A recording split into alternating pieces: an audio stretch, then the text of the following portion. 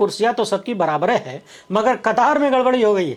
लोग कह रहे हैं कि बड़े आश्चर्य की बात है कि राजस्थान वाले आगे बिठाए गए हैं, जबकि उन्हें पर्ची वाला मुख्यमंत्री कहा जाता है, जिनका नाम घोषित होने के बाद भी लोगों को भरोसा नहीं हो रहा था कि ये मुख्यमंत्री बनने वाले हैं। उनके ठीक बगल में मध्य प्रदेश के यादव जी हैं, किस विशेष काबिलियत से मुख्यमंत्री बने हैं आपको पता ही है। उनके बगल में केशव मौर्य जी हैं, यूपी के डिप्टी सीएम, जिन्हें एक वक्त में ओम प्रकाश राजभर स्टूल मंत्री कहा करते थे, वो भी पहली कतार में बैठाए गए हैं। और ठीक बगल में उत्तराखंड वाले बैठे हैं, जिनके राज्य में आए दिन आंदोलन हो रहा है, नौकरी से लेकर न्याय तक की मांग हो रही है, मगर कोई सुनने वाला नहीं है। और उनके बगल में हरियाणा के वो सीएम बैठे हैं जिनके बारे में कथित रूप से कहा जाता है कि एक चपरासी का भी ट्रांसफर कराने की औकात नहीं रखते। यानी तमाम लोग जिनके बारे में यह चर्चा थी कि वो अपेक्षाकृत यूपी के सीएम से कमजोर हैसियत रखते हैं, भाजपा में उन्हें पहली पंक्ति में बिठाया गया है, जबकि बीजेपी के सबसे बड़े फायर ब्रांड दूसरी पंक्ति में आ गए। वैसे चर्चा इस तस्वीर की भी है कि योगी जी राजस्थान वाले सीएम को घूर रहे हैं कि इनके भीतर ऐसा क्या है जो मेरे भीतर नहीं है। ये तो पर्ची से निकले हैं, मैं तो पर्ची से निकलता नहीं हूं, डायरेक्ट आया हूं और दूसरी बार चुनकर भी आया हूं, दो बार से मुख्यमंत्री हूं। हालांकि थोड़ी देर बाद पता चला कि योगी जी की भी कुर्सी बराबर में लाकर लगा दी गई, मगर राजनीति में इतनी देरी बहुत है, बात बहुत दूर तक निकल जाती है। इन तस्वीरों को साझा करते हुए पत्रकार अभिषेक उपाध्याय लिखते हैं कि बड़ी खबर, योगी आदित्यनाथ की ऐसी तस्वीर कोई पूछने वाला भी नहीं था। 20 जनवरी को बीजेपी के राष्ट्रीय अध्यक्ष समारोह में कैसी कैसी तस्वीरें बाहर आ रही हैं। एक प्लास्टिक की कुर्सी पर दूसरी कतार में बैठे हुए थे। महाकुंभ से लेकर मणिकर्णिका घाट तक हिंदू आस्था को घोर खिलवाड़ किया गया और फिर शंकराचार्य के अपमान का परिणाम उनके चेहरे पर छपा हुआ प्रतीत हो रहा था।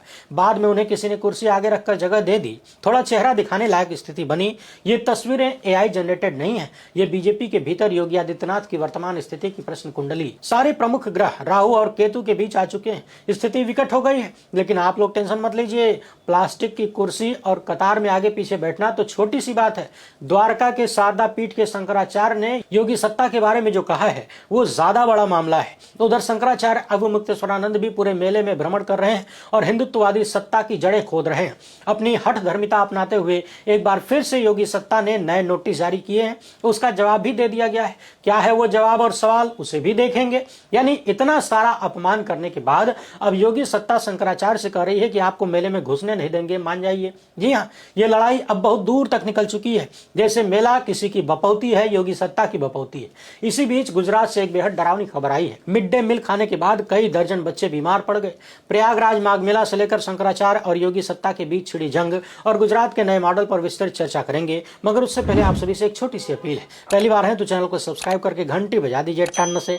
हर एक वीडियो को लाइक और शेयर करना आपकी जिम्मेदारी है। इसके अलावा आपको मालूम है कि हम किसी धन्ना सेठ या राजनीतिक दल के दम पर नहीं चलते, तभी खुलकर उन मुद्दों पर बात हो पाती है जिन्हें छुपाने के लिए गोदी मीडिया को पैदा किया गया है। हमारा काम पसंद आता हो तो इसके QR कोड या फिर मोबाइल नंबर का प्रयोग करते हुए जो भी हो सके आर्थिक सहयोग भेजने का प्रयास जरूर करें। बहुत बहुत धन्यवाद। माघ मेले में स्नान के लिए जा रहे शंकराचार्य अवमुक्तेश्वरानंद को किस तरह से पुलिस प्रशासन ने रोका, कैसे कथित अपमान किया गया और कैसे उनके शिष्यों को चौकी के भीतर पटक पटक के मारा गया, कैसे उनके बाल नोचे गए, चोटी पकड़ के खींची गई, ये सब कुछ पूरी दुनिया देख चुकी है। इसके बाद उत्तर प्रदेश के प्रशासन ने आधी रात को नोटिस भेजकर पूछना शुरू किया कि आप शंकराचार्य कैसे लिख रहे हैं, ये तो सुप्रीम कोर्ट के आदेशों का उल्लंघन है। उसका जवाब देते हुए अवमुक्तेश्वरानंद ने कहा था कि 4 में से 2 शंकराचार्य ने हमें खुला समर्थन दिया है और 1 ने मौन समर्थन दिया है, चौथे हम खुद हैं। कोई मुख्यमंत्री, कोई सरकार या देश का राष्ट्रपति भी नहीं कह सकता कि हम शंकराचार्य हैं कि नहीं। इसका फैसला शंकराचार्य करते हैं, आप लोग नहीं करेंगे। इसी बीच खबर आई कि 48 घंटे के भीतर प्रशासन ने अवमुक्तेश्वरानंद को दूसरा नोटिस भेज दिया और इनके ऊपर ढेर सारे आरोप लगा दिए। कहा गया कि आपके लोगों ने पुलिस का बैरियर तोड़ दिया,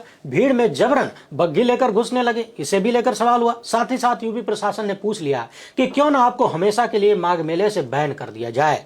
यानी सीधे सीधे कहें तो शंकराचार्य अवमुक्तेश्वरानंद को यूपी सरकार ने धमकी दिया है कि मान जाइए, नहीं तो मेला में घुसने नहीं देंगे। यहां तक कह दिया गया है कि अगर 24 घंटे के भीतर संतोषजनक जवाब नहीं दिया गया, एक तो 24 घंटे के भीतर, दूसरा संतोषजनक जवाब नहीं दिया गया, तो संस्था को दी गई जमीन और सुविधाएं रद्द की जा सकती हैं। यानी मेले में शिविर लगाने के लिए जो जमीन का आवंटन किया गया है या जो सरकारी सुविधाएं दी जाती हैं उसको रद्द करने की धमकी सीधे सीधे शंकराचार्य को दी गई है। बुधवार को सुबह 7 बजे ये नोटिस लगाया गया, जिस पर 18 जनवरी की डेट थी, यानी बैक डेट की नोटिस लगाई गई है। और अगले दिन सुबह 8 बजे शंकराचार्य ने इस नोटिस का जवाब भी दे दिया और कहा कि आपने जो आरोप लगाए हैं वो गलत हैं, भ्रामक हैं। प्रशासन का सवाल था कि मौनी अमावस्या के दिन आपने इमरजेंसी के लिए रिजर्व पांटून पुल पर लगा बैरियर तोड़ दिया, बिना अनुमति के बग्घी के साथ संगम में जाने की कोशिश की, इससे भगदड़ का खतरा पैदा हो गया। यानी शंकराचार्य पर आरोप लगा रही है यूपी का प्रशासन कि आपकी वजह से भगदड़ का खतरा बना, गंभीर खतरा पैदा हुआ सुरक्षा को लेकर, श्रद्धालुओं को वापस भेजने में दिक्कत हुई, आपने व्यवस्था को छिन्न भिन्न कर दिया।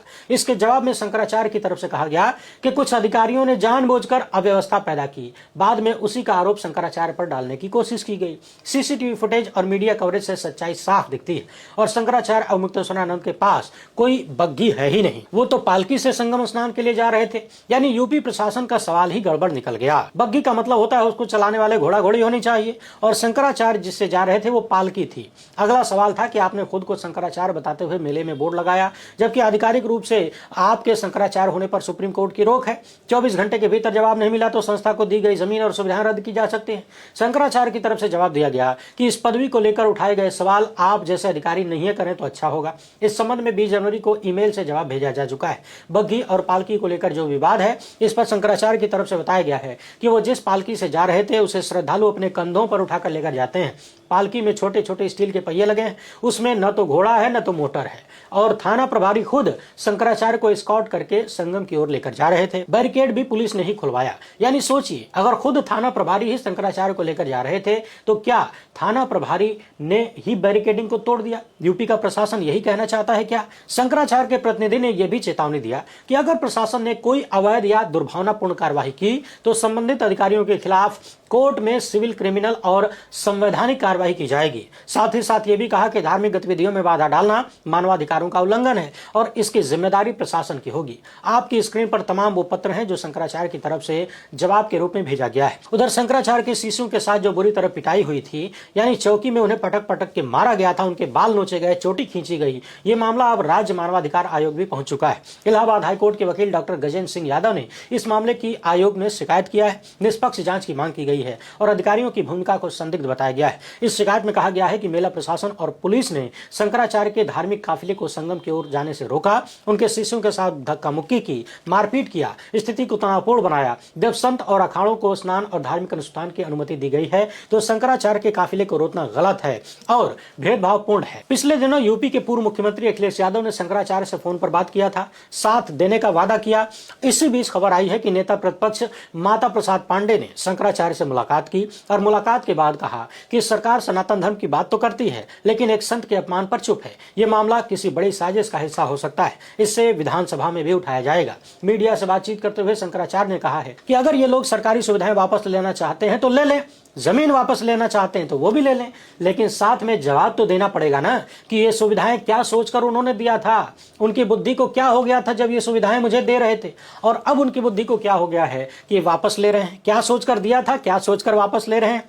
उधर आज माघ मेला में शंकराचार्य ने भ्रमण करना शुरू कर दिया और आज सुबह से ही तमाम साधु संतों से जाकर मुलाकात कर रहे हैं और ये मुलाकातें योगी सत्ता के लिए बड़ा संकट बनती जा रही हैं, क्योंकि एक के बाद एक तमाम साधु संत शंकराचार्य के साथ आ रहे हैं और बाकायदा ऐलान कर रहे हैं कि योगी सत्ता माफी मांगे अन्यथा आंदोलन होगा। आप अपनी स्क्रीन पर देख सकते हैं, एक बार फिर से शंकराचार्य अपनी पालकी पर सवार होकर माघ मेले में पहुंचे, तमाम साधु संतों से मुलाकात कर रहे हैं। इनके ट्विटर हैंडल से दावा किया गया है कि सूत्रों के हवाले से उन्हें यह भी जानकारी मिली है कि अपने सभी कुकृत्यों में विफल होने के पश्चात अब प्रशासन साधु के वेश में कुछ आपराधिक प्रवृत्ति के लोगों और एक विशेष पार्टी के कार्यकर्ताओं को भेजकर शंकराचार्य एवं उनके शिष्यों के साथ झगड़ा कराने की साजिश रच रहा है और इन सब में कुछ सरकारी पक्ष के साधु भी सहायता कर रहे हैं।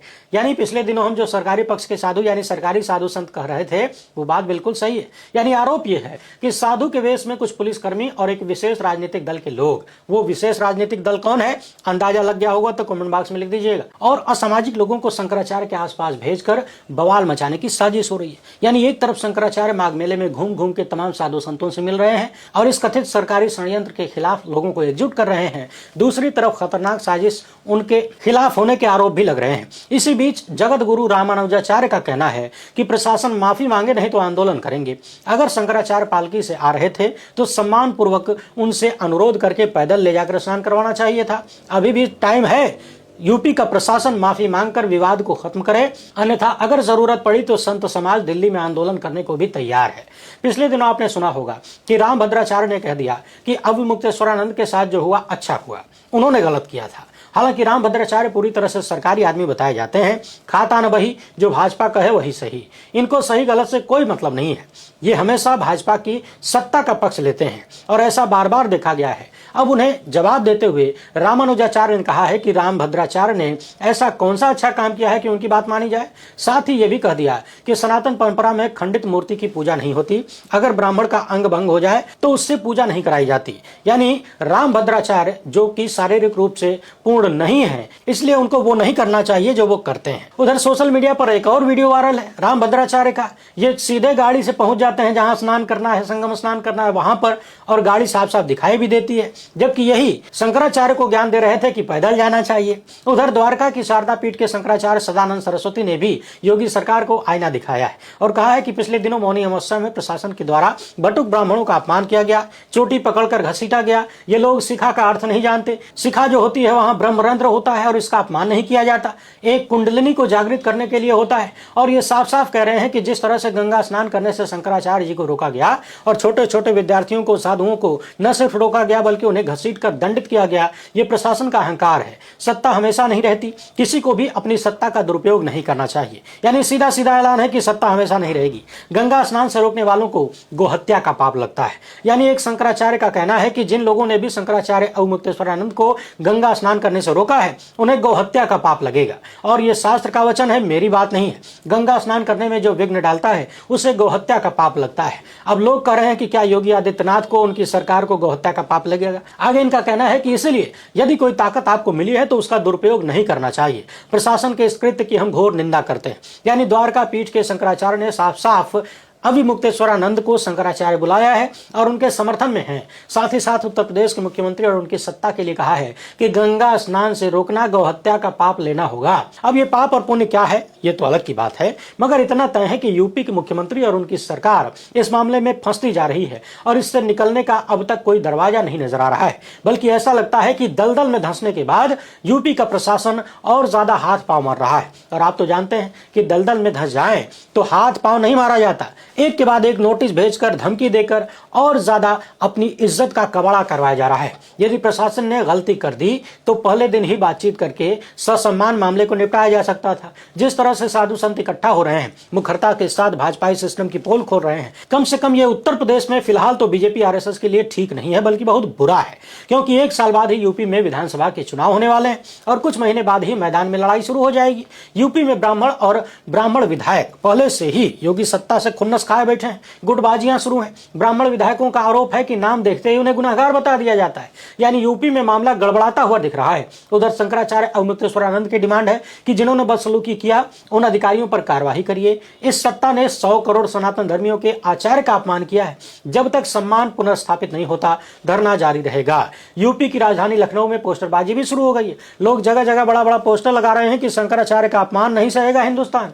यूपी के पूर्व मुख्यमंत्री का कहना है कि भाजपा जब सनातन की सगी नहीं है तो फिर बाकी किसी की और क्या सगी होगी। अब आप जरा सोचिए कि जिस सनातन के नाम पर और जिसकी रक्षा के नाम पर बीजेपी आरएसएस ने सत्ता हासिल किया, आज हालात ये हो गए हैं कि वही सनातन के साधु संत इनके खिलाफ आंदोलन कर रहे हैं, उन्हीं का अपमान किया जा रहा है और सत्ता लड़ाई छेड़े बैठी है। माफी मांगने की बजाय उल्टे धमकाया जा रहा है, हड़काया जा रहा है। महाराष्ट्र के नेता संजय राउत ने कहा कि यूपी में शंकराचार्य को लाठियों से मारा जा रहा है, स्नान से रोका जा रहा है, जिन्हें महाराष्ट्र के डिप्टी सीएम एक वक्त में एकनाथ शिंदे गुरु कहा करते थे। अब वो एकनाथ शिंदे चुप हैं। प्रधानमंत्री को भी इसकी निंदा करनी चाहिए। वैसे प्रधानमंत्री को करनी तो चाहिए, अपने मुख्यमंत्री को समझाना चाहिए, क्योंकि अंबानी के बेटे के शादी में शंकराचार्य भी गए थे और प्रधानमंत्री को भी जब पता चला तो बाकायदा जाकर शंकराचार्य के पांव छू रहे थे, आशीर्वाद ले रहे थे। और मुझे जहां तक याद है शंकराचार्य ने अपने गले से एक माला निकालकर प्रधानमंत्री को पहना दिया था। अब सवाल यह है कि क्या प्रधानमंत्री वो सीन भूल गए, वो माला भूल गए? क्या उन्हें याद नहीं कि वो जिसका पैर छू रहे थे उसको उन्हीं की पार्टी के नेता, जिनके कंधे पर प्रधानमंत्री हाथ रख के ज्ञान देते हैं, अपमानित कर रहा है? क्या भारत के प्रधानमंत्री को यह सब नजर नहीं आ रहा? बहरहाल लोग कहने लगे हैं कि जब दिन बिगड़ने वाले हों तो बुद्धि भ्रष्ट हो जाती है। उधर गोवर्धनपुरी के शंकराचार्य निश्चलानंद सरस्वती ने भी शंकराचार्य अवमुक्तेश्वरानंद को अपना लाडला बताया है। यानी शंकराचार्यों के बीच कहीं कोई मतभेद नहीं है, किसी को अवमुक्तेश्वरानंद के नाम पर आपत्ति नहीं है, मगर यूपी की भाजपा सरकार को है और होना भी क्यों नहीं चाहिए। राम मंदिर के मिशन को इन्हीं लोगों ने तो पंचर कर दिया था। जब अधूरे निर्माण में पूजा होने लगी तो शंकराचार्य ने ही इसका विरोध किया। जाहिर सी बात है वो खुन्नस भी बाकी होगी। बहरहाल देखते जाइए योगी सत्ता इस इस मामले को कहां तक घसीट कर ले जाती है। सवाल यह भी है कि यूपी के ब्राह्मण क्या इन चीजों को देख पा रहे हैं, क्या इसका कोई राजनीतिक असर भी होगा, क्योंकि वहां आग तो पहले से लगी हुई है। बार बार यह आरोप लगता है कि योगी आदित्यनाथ की सरकार अपनी जाति वालों को बढ़ावा देती है और खासकर ब्राह्मणों का बार बार अपमान किया जाता है, उनका काम नहीं होता है। यही कारण है कि पिछले दिनों बीजेपी के ही लगभग 50 ब्राह्मण विधायकों ने गुप्त मीटिंग किया और इसके बाद उन्हें हड़काया गया। मगर सवाल यह है कि हड़काने से आवाज बाहर नहीं निकलती है, इसका मतलब यह तो नहीं है कि आवाज मन में भी नहीं होती है। मन में तो आवाज होती होगी। और लोगों को यह भी याद है कि किस तरीके से शंकराचार्य पर एक वक्त में समाजवादी पार्टी की सरकार ने लाठियां चलवाया था, उसके बाद चुनाव जीत नहीं पाए, यानी ब्राह्मण नाराज हुए होंगे। वही हाल अब उत्तर प्रदेश में योगी आदित्यनाथ की सरकार की तरफ होता हुआ दिख रहा है। उधर शंकराचार्य के सुप्रीम कोर्ट के वकील पीएन मिश्रा का कहना है कि सुप्रीम कोर्ट ने तो कभी नहीं कहा कि आप शंकराचार्य नहीं लिख सकते, और सुप्रीम कोर्ट ने तो खुद ही अपने आदेश में अविमुक्तेश्वरानंद को शंकराचार्य कहा है। अधिकारियों ने जो नोटिस भेजी है वो सुप्रीम कोर्ट की न्यायिक कार्रवाई में दखलंदाजी के बराबर है। इसके लिए अधिकारियों के खिलाफ कंटेम्प्ट ऑफ कोर्ट की प्रोसीडिंग भी चलाई जा सकती है। यानी जिस तरह से प्रधानमंत्री के बारे में कभी कभी चर्चा होती है कि न जाने कौन से अधिकारियों से राय लेते हैं और उनकी राय पर चलते हैं, जो उन्हें हर तरफ से फंसा देते हैं, वही हाल यूपी के मुख्यमंत्री का भी हो गया है। न जाने कौन से अधिकारियों से ज्ञान लेकर यह सब कुछ हो रहा है, जो उन्हीं की सत्ता को और उन्हीं की पार्टी को घसीटते जा रहा है। बाकी शंकराचार्य अविमुक्तेश्वरानंद से किस बात की खुन्नस है ये तो आप सबको पता है। तमाम मुद्दों पर खुलकर बोलते हैं, आलोचना करते हैं, सवाल करते हैं, सरकारी साधु नहीं है, तो इसलिए सरकार में बैठे लोगों को भी पसंद नहीं आते और सरकारी साधु भी खुन्नस खाए बैठे हैं। लेकिन धर्म और राजनीति के जंग के बीच जिंदगी की जंग भी देख लेनी जरूरी है, क्योंकि जिंदगी रहेगी तभी धर्म रहेगा और तभी राजनीति होगी। हाल ही में हमने देखा मध्य प्रदेश में गंदा पानी पीने से लगभग 2 दर्जन लोगों की मौत हो गई, सैकड़ों लोग बीमार हुए और भाजपाइयों की नजर में यह फोकट की बात थी, घंटा कुछ नहीं हुआ था, यानी इन मौतों से उन्हें कोई फर्क नहीं पड़ता। और अब देखिए गुजरात के बनासकांठा जिले में खराब खाने और गंदा पानी पीने से एक ही स्कूल के 43 विद्यार्थी बीमार पड़ गए। ये एकलव्य मॉडल आवासीय स्कूल है, नाम तो बड़ा बढ़िया है, लेकिन काम कैसा है देख लीजिए। और वहां ऐसा खाना दिया गया कि 43 छात्र बीमार हो गए। समझने वाली बात यह भी है कि यह स्थान अहमदाबाद शहर से मात्र 138 किलोमीटर की दूरी पर है, यानी 2 घंटा। अब आप कल्पना करिए कि देश में चल क्या रहा है, कहीं किसी की कोई जवाबदेही नहीं। कितना आसान है ये समझना कि मध्य प्रदेश में 2 दर्जन से भी ज्यादा लोगों की मौत पर किसी मंत्री, विधायक और बड़े अधिकारी का इस्तीफा नहीं हुआ, उन्हें सजा नहीं मिली। तो क्या अन्य लोग कोई जिम्मेदारी लेंगे, अपनी जवाबदेही तय करेंगे? नहीं, बल्कि उन्हें बल मिलेगा, उनका प्रोत्साहन बढ़ेगा कि 2 दर्जन मरे चाहे 10 दर्जन मरे, सत्ता उन्हें बचा लेगी, उनका कुछ भी नहीं होगा, बाल भी बांका नहीं होगा, वो सुरक्षित रहेंगे। क्या ये खराब चलन नहीं है? लेकिन आप लोग टेंशन मत लीजिए। अरे बहुत पहले ही भाजपा के वरिष्ठ नेता राजनाथ सिंह ने कहा था कि यूपीए की सरकार नहीं है, ये एनडीए की सरकार है, यहां इस्तीफे नहीं होते, यानी पूरा भारत देश मर जाए फिर भी ये लोग इस्तीफा देने वाले नहीं हैं, जिम्मेदारी लेने वाले और जवाबदेही तय करने वाले नहीं हैं। इसलिए अपने दम पर, अपने भरोसे पर जीना सीख लीजिए। अभी उत्तर प्रदेश के नोएडा में जो हुआ वो तो आपको याद ही होगा। घंटों तक एक इंजीनियर पानी और कचरे में डूबी अपनी कार के ऊपर खड़ा होकर बैठकर इंतजार करता रहा कि योगी आदित्यनाथ का कोई सिस्टम आएगा, कोई अधिकारी आएगा, उसकी जान बचाएगा। मगर यूपी के मुख्यमंत्री का पूरा सिस्टम तो खाली शंकराचार्य को नोटिस भेजने में तैयारी में लगा हुआ था और इंजीनियर की मौत हो गई। मगर फिर भी आप लोग टेंशन मत लीजिए, इंजीनियर के पिता का एक वीडियो सामने आया है जिसमें वो कह रहे हैं कि एक बार योगी जी के भी दर्शन हो जाए तो दिल को सुकून मिल जाए। सोचिए किस हद तक का अमृतकाल और रामराज स्थापित हो गया है। जवान बेटे की मौत पर पिता को इस बात से सुकून मिल जाएगा कि योगी जी का दर्शन हो जाए। अब बताइए आप किसके लिए आवाज उठाएंगे, किसके लिए न्याय की मांग करेंगे और क्यों? अपना जवाब कमेंट बॉक्स में जरूर लिखिएगा। पहली बार है तो चैनल को सब्सक्राइब कर लीजिए, ज्यादा से ज्यादा वीडियो को शेयर करिए। बहुत बहुत धन्यवाद।